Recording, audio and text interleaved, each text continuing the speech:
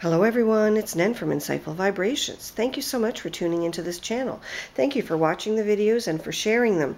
I also appreciate all of those likes because they help me understand which videos were useful to you, and that will help improve the content and delivery of the videos as time goes on. I also would like to ask you to watch all the videos for your sun sign, moon sign, and rising sign. And the rising sign is also called the ascendant. This will help you gain a more comprehensive picture of the energies of this week. As usual, we start off with an astrological overview for all signs, and I've drawn some beautiful cards from the Syrian Starseed Tarot by Patricia Corey and Alyssa Bartha. And these are beautiful cards that really resonate with me, but I hope they resonate with you as you look at this video. And remember, at the end of this astrological overview, the zodiac sign that is mentioned on the title of the video will continue, and the forecast will be for that particular zodiac sign. So watch all three for a better idea of what's going on. And because I'm recording this on July 10th, which would have been Nikola Tesla's birthday, were he to continue to be alive, at least in this 3D format, I thought I would include a picture of Nikola Tesla. And this particular picture is Tesla Electric. It's a promotional postcard that I had from a playwright, David Gustav Fraser. And Mr. Fraser is a playwright and a brilliant screenwriter as well. And this play was absolutely phenomenal when I watched it. So Nikola Tesla, we thank you for everything that you've done. And David Gustav Fraser, we thank you for having the insight and brilliance to depict this brilliant scientist, visionary, and mystic in the way that he should have been. So let's continue on with the astrological overview. I have drawn 3 cards here, and then the 4th card on the bottom is the 9 of Crystals. That is the sort of atmosphere for the whole week. And the other 3 cards are Master of Flames, Seeker of Chalices, and Seeker of Crystals. What these cards are basically saying is that we need to be looking for solutions inside of ourselves and to master ourselves, our own intuition. You know, with the Master of Flames, this speaks to authority figures, and it, depicts some clouds in the back as well as some sunshine. And so the idea is that, the authority that you can become can be used for good or not good. And you are being, given that choice as you go through life and you gain your own power and control. Be sure to always use it for good, especially as you'll see we are in a very karmic period, so things are playing themselves out in a very, very interesting way. Now, the Seeker of Chalices is basically talking about seeking to develop your intuition. It's basically saying, throw caution to the wind, trust the messages you're getting, go and meditate and really feel what you're getting as being real, because that's the only way you'll develop your intuition, is that you take the time to be still, to meditate, and also to trust the messages that you're getting. With the Seeker of Crystals, I find that this is more of an earthy message, and it's basically saying seek the things that can be put into practical use this week. Use your intuition to that end as well, because the 9 of Crystals that characterizes the week for all of us talks about really having an abundance of everything we need, whether it's love or money. It's there for us. But again, the owl is watching from above, and the owl is all about wisdom, intuition, and, that watching of above of what this person depicted in the card is going to do with her huge bounty of crystals is very important. It's like Saturn watching all of us as well, saying, well, what are you going to do with all that now that you've gotten it? Or what do you want to do with it if you get it? And so, we're really asked to watch ourselves on every moral and ethical level this week. Now, astrologically, the retrograde planets mimic exactly that, because there's a lot of karmic interplay when we have a lot of retrograde planets. And right now we have Saturn retrograde in Sagittarius. It's run right through the galactic center, which is the very core of our Milky Way galaxy. And that's going to last until the 4th week of August, when Saturn turns direct.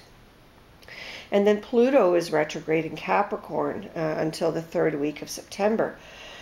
Neptune is also retrograde from last June until the 3rd week of November. So we have a lot of chances to go over old ground, things that we haven't mastered that's ruled by these planets and also the signs they're in. Basically, we have the second chance now to go over old ground, to fix what's not working, to gain insight into things that we haven't understood before. And especially with Neptune being retrograde, our psychic powers and intuition, the power of our dreams and the messages we can receive from our intuitive selves is very powerful. And Saturn, of course, expects morality and ethical behavior from all of us. So keep that in mind as well as it travels through fiery Sagittarius. Pluto in Capricorn is really about shaking up the foundations of things that aren't working, restructuring. So very much this whole week is a theme of transformation, restructuring. And on a world stage, unfortunately, this could even lead to uprisings and things, because we really have Pluto and Capricorn trying to fix what's not working. We still have some nasty energy from Algol, a fixed star at 26 degrees Capricorn right now. And at the start of this week, it's aligned with the fixed star Sedna, which rules oceans. Unfortunately, this may portend some violent events, drownings and other tragedies associated with oceans or other bodies of water. So we'll see how this plays itself out this week. But I always feel that if you have the caution, you can prevent the tragedy. So please be careful, and caution your children, if you have any, to be careful when they're in water, around water, near water. Or if there's any storms being announced, please try to seek an escape well before the event. There's also a lot of fire energy this week, notwithstanding the placement of many planets in water signs, especially sensitive Cancer. And when fire energy is strong, it often entails action and initiative, but can just as easily forebode accidents and conflicts. Also, sometimes even wars. So this is a real, week where we need to really seek balance. And there's also a lot of cardinal energy. Your cardinal signs are the first of every season. So Aries, Libra, Cancer, Libra, Capricorn. Those are the doer signs, the initiators, and we have a lot of that energy. So we're not in the dog days of summer yet, my friends. There's a lot to do, and many will feel motivated to take initiative. And if you do, I feel that there will be a karmic payback for good work. And for many of those of you who are on vacation and feel this inclination that you can't sit still, it's going to make a little bit of difficulty for relaxing, but you can pull it off with, steering your intentions in the right way.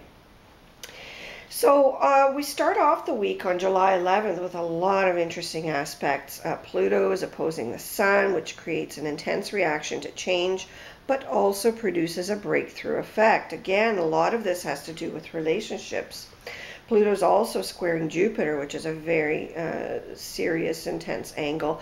And this dredges up a lot of dysfunction, but also a sense of optimism as to how to deal with it all.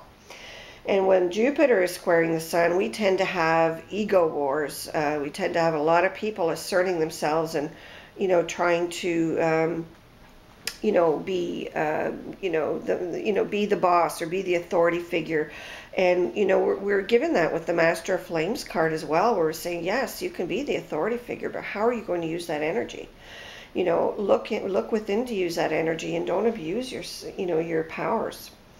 Mars is also squaring Uranus, which leads to initiative that can lead to invention, because Uranus is that very unconventional planetary energy that can lead to inventions. But with Mars squaring Uranus, giving that tense angle, we also may see accident proneness. So be careful out there, whatever you're doing. We also have Uranus aligned with the star set Great Andromeda Nebula, and it travels 2 degrees worth through Aries from 27 to 28 degrees. This is not the best thing. It could mean extraterrestrial visitation in some cases. It could mean violence. It could mean all kinds of attacks. It could mean famine. And also, transportation disasters have been known to happen under these sort of influences. We also have Mercury sextile Jupiter, which is great for learning new skills, solving difficult problems, generating new ideas, and negotiating new contracts or agreements. So, way to go if you have any court matters that need to be settled, or if you have business deals that need to be struck. This is a good week for that, starting on July 11th. Pretty much the energies will be there most of the week, but they're strongest at the beginning of the week. Then we also have, adding to that, great communication potential, Castor, a star that's also a twin, so we have Castor and Pollux in the Gemini constellation. And Castor is now at 20 degrees Cancer, aligning with the Sun. And this creates a brilliant energy for expressing yourself, for writing, for creating, even writing agreements, even writing novels. It doesn't matter what you do, but write, create, communicate. That's the real strength this week with this aspect. And Venus is in Gemini, which also makes communication well starred, especially in matters of love and money. But you also may see with this restlessness, playfulness, and again, we're being cautioned by Saturn, like, do the right thing, make sure you get your job done, before you go out and play. So again, we have the choice of how we're going to use that energy. If you're on vacation, that's fantastic. If you're not, buckle down and get some work done. You've got lots of that fire energy there to support you. Then on July 12th, we have Mercury sextiling Jupiter, and this is also great for learning new skills, solving difficult problems. And, Shiat is there favoring intellectual work, and this is a star that's at 10 degrees Pisces. And what this means to me as well is, when Shiat is in Pisces, is that we have to use our intuition and apply that to our intellectual work. So it's not just about being practical in 3D. It's also about what can I glean from my inner self or from higher sources, from other dimensions, etc., to apply to this third dimension. So it takes you a step further. And Arcturus is at 10 degrees Leo, and it's daring you to try a new approach. It's asking you to be bold and audacious, but in a nice way. Then when we come to the 14th of July, we have Mercury sextiling Jupiter again, so we're in good stead there. And we also have Cupido, which is a wonderful energy aligned with the galactic center and on its way out of there as well.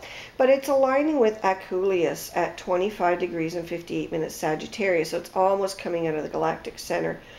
And this means that there may be some difficulties, some conflict, some attacks of some kind, whether it's ego wars or actual wars. But what it means is that there will be success. So I think the good will prevail. In other words, the person that's right in the dispute or conflict will prevail. And this Aculeus star is the twin scorpionic star, and the other one is called Acumen, and it's not such a good star. But basically, I think with this, bunch of energies acting together, we can also see partnerships, cooperation, respect, and harmony, possibly even on a world stage, a signing of important pacts, peace agreements, etc.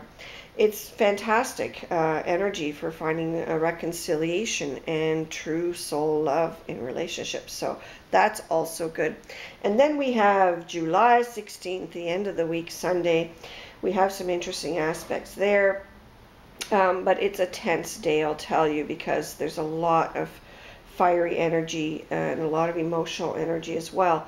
So we have the sun squaring the moon, so you may find that people are a little bit off kilter with their emotions, that there's this sort of dichotomy, male against female energies. So, asserting yourself versus not asserting yourself will definitely be a theme to be played out. Mars also squares the moon, and that can lead to intolerance, insisting on, your way or the highway kind of thing. It also talks about lessening your self-control and in making sure you gauge your quick temper if you have one. So really, a lot of tension there. Then we have the Sun conjunction Mars. We have a lot of impulsiveness, boundless energy, and adventurous spirit there. And then finally, the Sun square Uranus with a lot of impulsiveness again and obstinacy. So my advice here is to try a unique approach to self-development this week, given the astrology and the cards that we've drawn from this beautiful deck.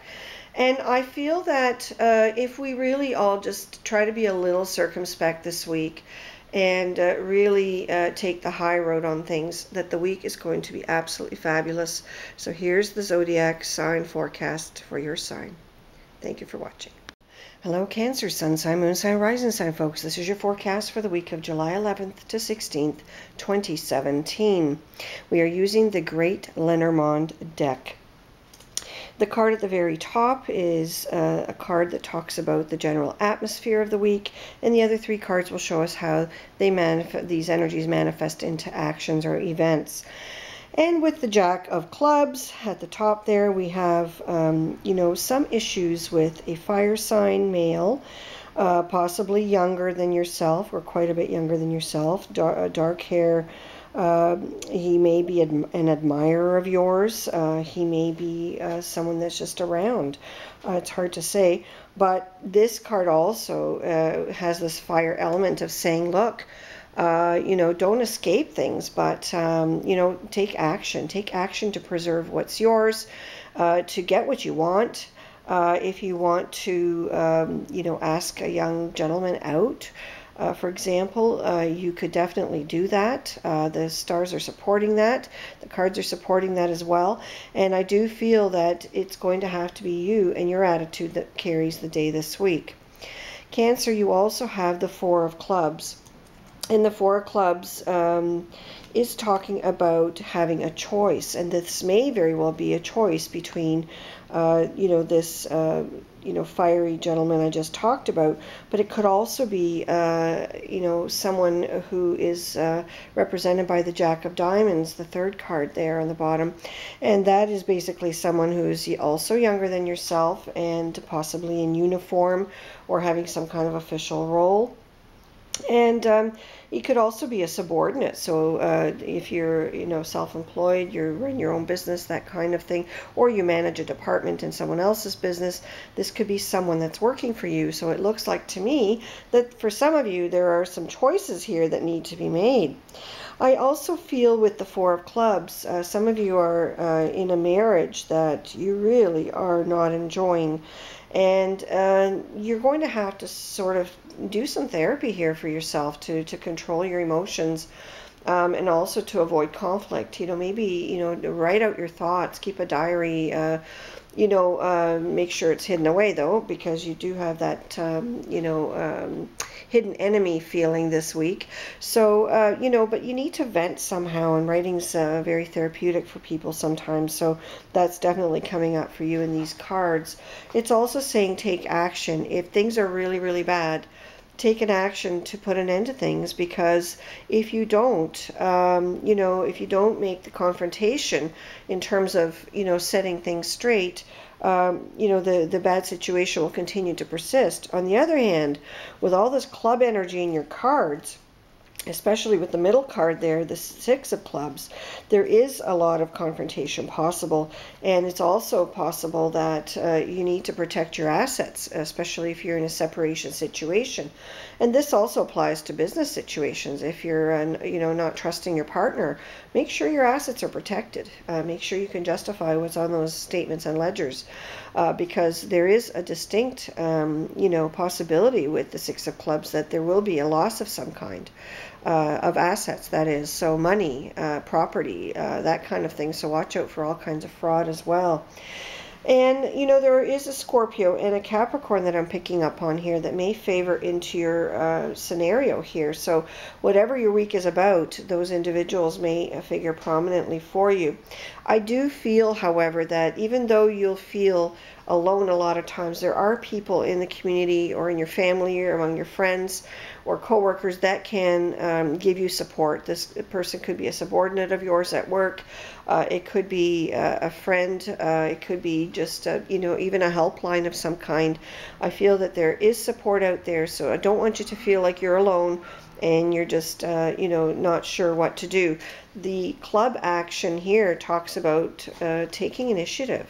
It's really a fiery energy. And so, when you do confront someone, please be careful not to engender any kind of hostility. And if you're confronted with any kind of hostility, please have a backup or escape plan, and certainly don't make it worse. At that point, maybe just walk away and deal with it some other point when things are cooler and cooler heads prevail. So other than that, I feel that romance could be good here. We could have some new people coming into your life if you're single and available. And I feel that some of these prospects are actually well starred. So, communication is the key for this week for you, Cancer. So take care.